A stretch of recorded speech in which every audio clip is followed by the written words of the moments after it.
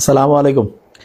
জুলাই সনদ এটা মূলত জনগণের যে ক্ষমতা সেটা তাদের হাতে ফিরিয়ে দেওয়ার একটা প্রক্রিয়া। তো এই সনদটা আসলে বাস্তবায়ন করার দায়িত্ব এখন কিন্তু পুরো বিএনপির। কি কারণে?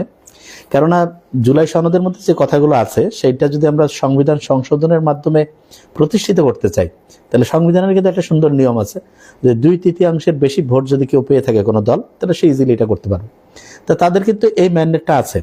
তার মানে তারা শুধু চাবে যে হ্যাঁ, আমরা যে জুলাই সনদের উপর ভিত্তি করে হ্যাঁ ভোট যে জয়লাভ করলো, এইটা আমরা আসলেই জনগণের হাতে তাদের ক্ষমতাটা ফিরাই দিতে চাই, আমরা এটাতে বদ্ধপরিকর। এটা যদি তারা মনের থেকে চায় তাহলে এটা খুব ইজিলি করতে পারবে।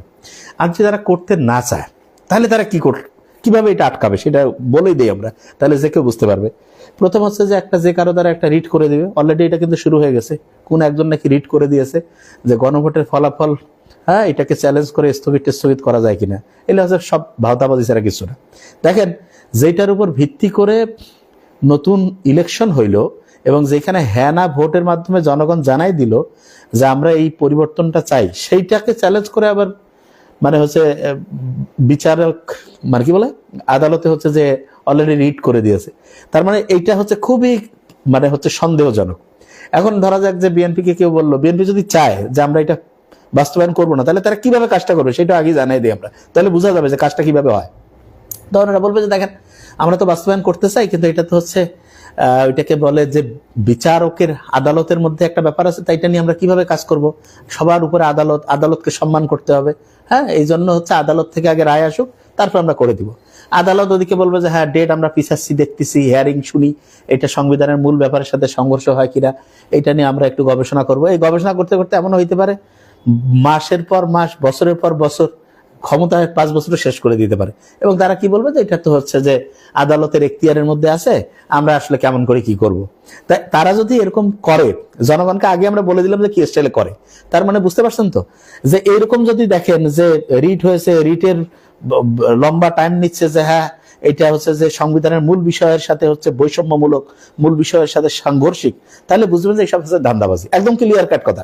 এবং আমার খুবই অবাক লাগছে, স্বাধীন মালিক উনি এত একজন সম্মানিত মানুষ, উনি কি বললো যে সংবিধানের মধ্যে হচ্ছে যে নতুন এই যে সংবিধানের যে হচ্ছে যে গণভোটের সাথে সম্পর্কিত যে ব্যাপারগুলো, এগুলো বলে সংবিধানের সাথে সাংঘর্ষিক।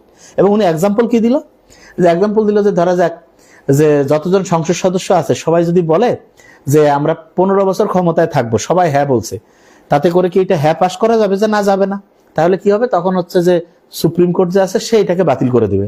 তো ওনার তো এই জিনিসটা জানা উচিত ছিল। আমাদের গণভোটে কি এরকম কোনো করা ছিল যে 15 বছর ক্ষমতায় একটা সরকারকে আমরা রাখতে চাচ্ছি? আমরা কি করতে চাচ্ছি যে আমাদের দেশটা হচ্ছে যে মেম্বার অফ পার্লামেন্ট যে 300 জন থাকে, এই 300 জনের উপর ভিত্তি করে যে উচ্চকক্ষ আছে, সরি এখন তো এক কক্ষ বিশিষ্ট, এটা আমরা 2 কক্ষ বিশিষ্ট করতে চাই, উচ্চকক্ষ নিম্নকক্ষ।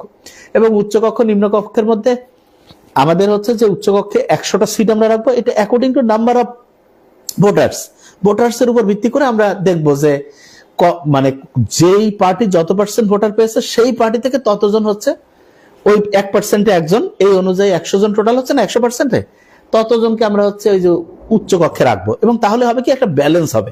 কিন্তু দেখেন, খুবই দুঃখজনক, যারা আল্লাহ যাদেরকে জ্ঞান দিয়েছে তারা বেশিরভাগ জন জ্ঞানটাকে খারাপ কাজে লাগায়। এবং যত রকম সালবাজি আপনি দেখবেন শুরু হয়ে গেছে। এই যে যারা হচ্ছে আলী রিয়াজ, উনি তো ভালো মানুষ, উনি তো হচ্ছে যে উনি কি আইন বুঝে না? বুঝে তো, কিন্তু উনি কি বললো যে হ্যাঁ 2টা হচ্ছে শপথ হবে, একটা হচ্ছে সংবিধান সংস্কার কমিটির শপথ, আর একটা হচ্ছে এমপি হিসাবে। এখন সংবিধান সংস্কার কমিটিতে এরা কিন্তু শপথ নিতে চাইলো না, কি যে আমাদের সংবিধানে নাই, তা সংবিধানে তো এই ভোটটাই ছিল না। তা আপনার ব্যাপারটা হচ্ছে আপনার ভোটে ছিল না, সেই ভোটের উপর ভিত্তি করে আপনি এমপি হইলেন, মন্ত্রী হইলেন, প্রধানমন্ত্রী হইলেন, সেটা সমস্যা নাই। কারণ আপনি যদি সংবিধানের 153টা অনুচ্ছেদ দেখেন, তাহলে দেখবেন সম্ভবত 7-এর ক ওইখানে ছিল যে সংবিধানের যে ওইটা কি বলে মূল বাতিল করাটা, স্থগিতকরণ, এগুলো একেবারে মহা অপরাধ এবং সবচেয়ে ডেঞ্জারাস। সংবিধানের মৌলিক বিষয়াবলী সংশোধন অযোগ্য। এটা সংবিধানে না, বাংলাদেশের যে হচ্ছে যে 153টা অনুচ্ছেদ আছে তার মধ্যে 7-এর ক খতে আছে। তা আপনি 7-এর ক খতে 2টা ভাঙছেন। এবং আরেকটা জিনিস আছে, সেটা হচ্ছে কি, যে সংবিধান যদি কোনো কারণে ভেঙে যায় তাহলে 90 দিনের মধ্যে ভোট করতে হবে। তা 90 দিন পার হয় তো 18 মাস গেছে। আবার প্রধানমন্ত্রী তো আগে কি শেখ হাসিনা ছিল, উনি তো সেই হিসাবে ক্ষমতায় থাকে, তাহলে আপনারা কি হিসাবে এটা করলেন? তার মানে বুঝতে হবে কথা যে এইটার মধ্যে যদি কোন রকমের আইনি মারপ্যাচ দেয় তাহলে বুঝবেন যে এদের আসলে ইচ্ছা নাই। এবং ইচ্ছা যদি না থাকে, যদি সত্যিকার অর্থে চিন্তা করেন যে এরা চাচ্ছে না যে জুলাই সনদ বাস্তবায়ন হোক, তাহলে আমাদের জনগণের আসলে করণীয় কি? আমাদের জনগণের করণীয়, তাদেরকে এই জিনিসটা বুঝাই দিতে হবে যে দেখেন জুলাই সনদের মাধ্যমে জনগণের হচ্ছে মুক্তি আসবে, জনগণের হাতে ক্ষমতা আসবে, এবং ওই যে এমপি হওয়ার পরে 5 বছরের জন্য রাজা বাদশা হয়েছে, এই জায়গা থেকে বের হয়ে আসতে হবে। তো এইটা তার মানে ওরা চাচ্ছে না, ওরা চাচ্ছে জনগণ হচ্ছে যে প্রজা থাকবে, কেউ কেউ রাজা থাকবে। তাইলে তাদেরকে প্রজা বানানোর বুদ্ধি কি? সামনে যখন যতগুলো ইলেকশন আসবে, সেই ইলেকশনে যে জুলাই সনদ কোন রকমের হচ্ছে খোসর মোসর না করে বাস্তবায়ন করবে, তাকে আমরা ভোট দিব। একদম ক্লিয়ার কাট কথা। দেখেন জুলাই সনদে মানে একেবারে মেজরিটি পার্সন তো ভোট দিয়েছে যে হ্যাঁ এটা আমরা চাই। তাইলে আজকে ওনারা শপথ নিতে চান নাই এবং বিভিন্ন রকমের টাল বাহানা কিন্তু অলরেডি শুরু করছে। দেখেন বডি ল্যাঙ্গুয়েজ কিন্তু মনে হচ্ছে না যে এরা আসলে খুব সহজে এটা ইয়া করবে। এটা নিয়ে আলোচনা করতে হবে, এবং আলোচনা করে আরেকটা জিনিস খেয়াল রাখবেন, কয়েকটা সনদের মধ্যে জিনিস আছে যেটা কিন্তু মানুষের মূল ক্ষমতাটা মানুষের হাতে ফিরাই দিবে। বলে দিই কোনটা, নারী তো আবার বুঝবেন না, মনে করবে যে কিছু সনদ আমরা পাশ করে দিলাম যেগুলাতে কোনো কাম হবে না। মেইন কোনটা সেটা শুনেন। যেমন হচ্ছে যে একজন 10 বছরের বেশি, 2 বারের বেশি প্রধানমন্ত্রী হইতে পারবে না, এইটা 1 নাম্বার। খুব ভালো করে, 2 বারের বেশি প্রধানমন্ত্রী হইতে পারবে না, এটা 1 নাম্বার। 2 নাম্বারে হচ্ছে কি, উচ্চ কক্ষ নিম্ন কক্ষ থাকতে হবে এবং সদস্য উচ্চ কক্ষে নির্ধারিত হবে according to percentage of voters, ভোটারের পার্সেন্টেজ। এখনই অলরেডি ওরা শুরু করে দিবে, দেখবেন যে না এটা ভোটার অনুযায়ী হবে না, এটা কি অনুযায়ী? সিট অনুযায়ী। তাইলে ওরা বেশি সিট পেয়েছে, তাইলে ওদের পার্সেন্টেজ বাড়ি গেল। কিন্তু আসলে এটা কথা ছিল না, কথা ছিল এটা জনগণের কত পার্সেন্টের ভোট পেয়েছে সেটার উপর ভিত্তি করে। এটা 2 নাম্বার। 3 নাম্বারে আপনি দেখবেন যে প্রধানমন্ত্রী হবে সে পার্টির প্রধান হইতে পারবে না, খুব ইম্পর্টেন্ট নিয়ম। তাহলে এই জায়গাটাও কিন্তু খুব গুরুত্বপূর্ণ। এই 3টা দেখেন যে সবচেয়ে গুরুত্বপূর্ণ। আগে এই 3টা আগে ভালো করে মাথায় রাখবেন, এরপরে যে অন্য যেগুলো আছে সেগুলো পরে। আগে এই 3টা ভালো করে মাথায় নেন যে এই 3টা করতেছে কিনা, বুঝছেন? 48টা আছে হচ্ছে সংবিধান সংক্রান্ত, আর টোটাল বোধহয় 84টার মতো। তা আপনার কাজ হচ্ছে 84-82 এরকম আছে, যে এই 3টা ঠিক করতেছে কিনা। কি বললাম?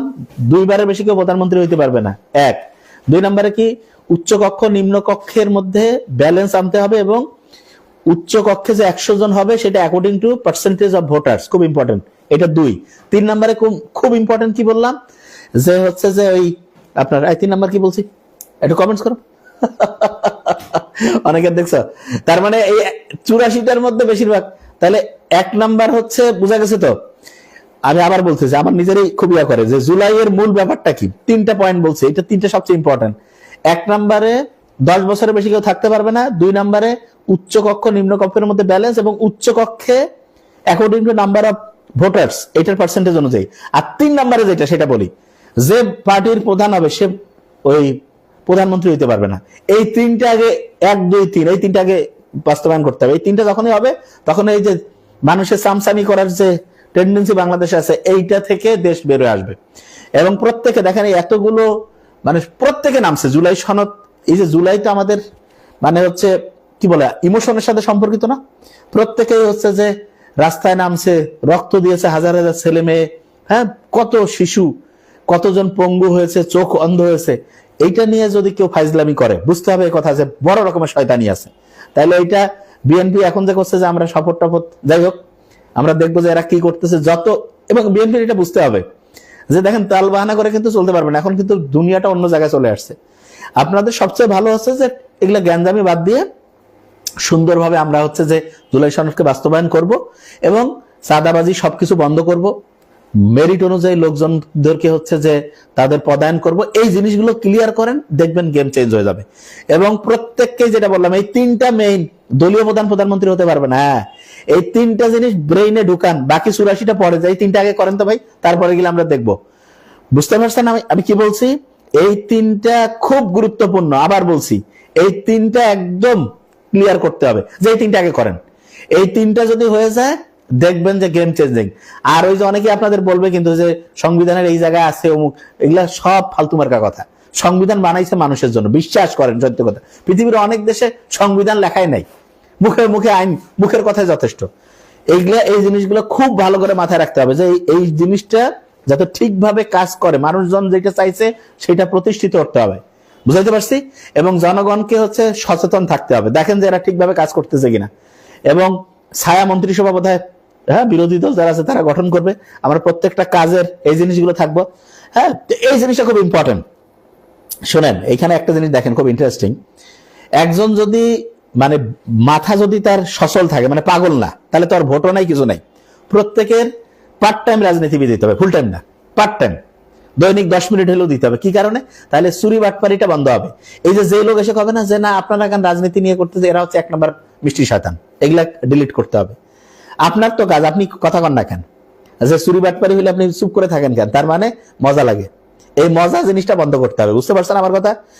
আমরা যেটা সত্যি সেটা বলবো, যখনই আপনার কেউ এসে বলবে, এবং এইটা ছোট বাচ্চা থেকে শুরু করে সবাইকে এটা শিখাইতে হবে। রাষ্ট্রের যারা হচ্ছে যে এই যে এমপি হয়েছে, মন্ত্রী হয়েছে, এরা আমাদের দেশের জনগণের টাকায় চলে, এই জিনিসটা ভালো করে মাথায় নিতে হবে। এটা এমন না যে বাপের সম্পত্তির টাকা থেকে তারা চলতেছে, হ্যাঁ, বংশগত টাকা, জনগণের টাকায় সবকিছু চলে এদের। তা খুব ভালো কথা, তার মানে এরা হচ্ছে সেবা করতে আসছে, তাহলে মানসিকতা যাতে এরকম থাকে, মালিক না সেবক। তা ঠিকভাবে এরা কাজ করবে কিনা এই জিনিসটা আমরা ইনশাল্লাহ দেখবো। আর প্রত্যেকে আমরা যেটা বলছি যে দেখেন, আপনি কি এমন বাংলাদেশ চান? আমার হাতে একটা সুন্দর কাগজ এনে দিয়েছে আমার রেডন ভাই। সরকারি দল ইচ্ছা মতো সবকিছু করতে পারবে না। এই জুলাই সনদের মূল কথাগুলো একটু শুনেন। হ্যাঁ, সংবিধানের মানে ইচ্ছা মতো সরকারি দল তার ইচ্ছা মতো খালি চেঞ্জ করতে পারবে না, এটা 1 নাম্বার। তারপরে কি আছে, সংবিধানের যে গুরুত্বপূর্ণ যখন পরিবর্তন আনবে, তখন হচ্ছে দেখা যাবে গণভোটের বিধান করতে হবে, দেখেন 2 নাম্বার। এরপরে দেখেন বিরোধী দল থেকে ডেপুটি স্পিকার দিতে হবে, এবং গুরুত্বপূর্ণ যে সংসদীয় কমিটি, সেখানে সভাপতি হবে হচ্ছে এই যে বিরোধী দল থেকে। আচ্ছা, যত মেয়াদেই হোক কেউ সর্বোচ্চ 10 বছরের বেশি প্রধানমন্ত্রী থাকতে পারবে না, সর্বোচ্চ 10 বছর, খুব ইম্পর্টেন্ট। এরপরে যদি আপনি খেয়াল করে দেখেন, ক্ষমতার ভারসাম্য প্রতিষ্ঠার জন্য একটা উচ্চ কক্ষ গঠিত থাকতে হবে, ওই যে যেটা বললাম according to number of percentage of voters, এটার উপর ভিত্তি করে হবে। বিচার ব্যবস্থা স্বাধীনভাবে কাজ করবে, ওকে ফাইন। মৌলিক অধিকারের সংখ্যা, যেমন ইন্টারনেট, খাদ্য, বস্ত্র, বাসস্থান, শিক্ষা, চিকিৎসার সাথে ইন্টারনেট আর বিদ্যুৎ, এগুলো মৌলিক অধিকারের মধ্যে হচ্ছে আসবে। এগুলো কোনো সময় বন্ধ করা যাবে না। যেমন কারো অক্সিজেন বন্ধ করে দিতে পারি না আমরা, পানি বন্ধ করে দিতে পারি না, যদিও আওয়ামী লীগের আমলে বোধহয় বিএনপিরা ওদের পানিও বন্ধ করে দিয়েছিল। আচ্ছা, যাই হোক, তাই এইগুলা একদম মানে মৌলিক অধিকারের মধ্যে চলে আসবে।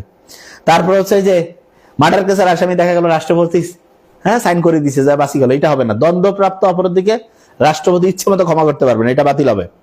রাষ্ট্রপতি এবং প্রধানমন্ত্রীর মধ্যে একটা ব্যালেন্স থাকবে, বুঝতে পারছেন আমার কথা? এবং তত্ত্বাবধায়ক যে সরকার আছে তাদের কন্ট্রোলে কিন্তু হচ্ছে পরের নির্বাচনগুলো হবে। তো এইটা প্রত্যেকে এরকম বাংলাদেশ চায়, তাহলে এই বাংলাদেশ তো আমরা চাই। তো তাইলে এই বাংলাদেশ যারা চায় না, তাদের উদ্দেশ্যটা কি? ক্ষমতাকে কন্ট্রোল করে চুরি বাটপারি করা, টাকা বিদেশে পাচার করা, সিন্ডিকেট করা, চাঁদাবাজি করা। এটা তো সহজ কথা। আর যদি কারো মনের মধ্যে থাকে যে দেশের সেবা করবো, দেশের মানুষের হাতে ক্ষমতা তুলে দিব, আমরা হচ্ছে সেবক, তাহলে জুলাই সনদ যত দ্রুত সম্ভব এটা বাস্তবায়ন করবে। বুঝাইতে পারছি আমার কথা? তাহলে এই জিনিসটা সবচেয়ে গুরুত্বপূর্ণ। এবং আমার মনে হয় যদি বর্তমান সরকার যারা, এরা যদি একটু বিবেকবান হয় এবং নিজেদের কথা 5 দিন না যেতে চেঞ্জ হচ্ছে আল্লাহ জানে, এটা আমাদের রেগুলার রিমাইন্ড করাই দিতে হবে, বুঝতে পারছেন? এবং ভোটিং সিস্টেমে আমি বারবার বলছি, সব অন ক্যামেরা করতে হবে, লাইভ, সব লাইভ হবে, বুঝতে পারছেন? এইটা যদি হয়, দেখেন দেশ ইনশাল্লাহ সামনে চেঞ্জ হয়ে যাবে, চুরি বাটপারি করে চলতে পারবে না। এবং আমি তো বারবার বলছি, যেটা সত্য সেটা আমরা বলবো। সত্য কখনো বিএনপির পক্ষে যাইতে পারে, কখনো জামাতের পক্ষে যাইতে পারে, কখনো আওয়ামী লীগের পক্ষে, কখনো ভারতের পক্ষে, কখনো আমেরিকার পক্ষে, আবার দেখা যাচ্ছে কখনো কারো পক্ষে যাবে না। যেটা সত্যিটা আমাদের বলতে হবে, এবং দলকানা হওয়া যাবে না। এই যে যারা বিএনপিতে ভোট দিচ্ছেন, ওদেরকে বাধ্য করেন যে আমরা হা ভোট দিচ্ছি, গণভোটে বাস্তবায়ন করেন। আপনার মনে হচ্ছে যে আপনার বোধহয় সুবিধা হবে, আপনিও প্রজা হয়ে থাকবেন, মালিক হইতে পারবেন না। যারা জামাতে, তারা তো বেশিরভাগই হ্যাঁ ভোটে মনে হয় দিয়েছে। অন্য পার্টিরও যারা হ্যাঁ ভোট দিয়েছেন, প্রত্যেকেই ক্লিয়ার করেন এটা, বুঝতে পারছেন? হ্যাঁ, খুব মজাই হবে না বাংলাদেশটা? আসলে আমরা যেরকম চাই ইনশাআল্লাহ এরকম চলবে। এবং নতুন যে মন্ত্রী পরিষদ গঠন হয়েছে, সেটা নিয়ে আমরা সামনে কথা বলবো, এনাদের কাজকর্ম দেখবো, এবং প্রত্যেককে রাজনীতিক ভাবে সচেতন হইতে হবে। রাজনীতির মাধ্যমে সবচেয়ে বেশি পরিমাণ চুরি বাটপারি হয়, সবচেয়ে বেশি পরিমাণ টাকা পাচার হয়। এই জায়গাগুলো থেকে আমাদের বেড়ে আসতে হবে। এবং এই ভোটের আগেই শুধু সতর্ক হইলে না, আমরা আমাদের এই পেজ থেকে শুরু করে আমাদের 2-3টা পেজের মাধ্যমে ইনশাআল্লাহ চেষ্টা করব জনগণের অধিকার যাতে প্রতিষ্ঠিত হয়, এই জন্য প্রয়োজনীয় সময় কথা বলা, বুঝাইতে পারছে? তাহলে এই জিনিসটা খুব গুরুত্বপূর্ণ।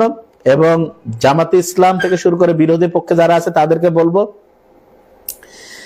দেখেন এই যে এগুলা হচ্ছে ফালতু মার্কা কথা, যে এই যে হোমোসেক্সুয়ালিটি নিয়ে কি জুলাই সনদ, এইসব ফালতু কথাগুলো বাদ দেন তো মাথা থেকে। মেইন জিনিস হচ্ছে এগুলো, এগুলা কি এই যে মেইন যে বাংলাদেশ ওইখানে আছে এগুলো হচ্ছে, এগুলো মাথা থেকে ডিলিট করেন। যে জিনিস দরকার আপনারা বুঝেন না, এগুলো হচ্ছে মানে বাটপাড়ির কথাবার্তা। আগে আপনার যেটা মেইন সেইটা দেখেন, মেইন যে পয়েন্ট গুলো সেগুলো ধরেন আগে, এগুলো আগে পাস করুক। ওগুলো ওই হোমোসেক্সুয়ালিটি ওগুলো নিয়ে কি আমরা কথা বলতেছি, যেগুলো পাস করো মুক্তব, মেইন ফোকাস করেন যেটা আমরা চাই, এটা আমাদের লাগবে। বুঝাইতে পারছি আমার কথা?